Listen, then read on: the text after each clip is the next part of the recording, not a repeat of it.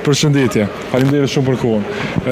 Kuvendi zgjedhor po mbahet, po lëshimet statutare sipas MKRS-s nuk janë bërë. Cila është zgjidhja e kësaj? Sipas MKRS-s nuk janë bërë, sipas neve janë bërë. UEFA ka shuni letër edhe besoj që ato harmonizohen shumë shpejt. Janë koordinim edhe ministri jam UEFA, kështu që nuk besoj që ka në skeç këto. Mendon që gjithçka në këtë kuvend do të shkojë sipas rregullës dhe do të jetë gjithçka në rregull, kryetari aktual Hakim Ademi do ta ketë një mandat të ri? Po parashikimet janë ashtu, po mund të ketë ndryshim, mund të ketë edhe befasina, po nuk e besoj.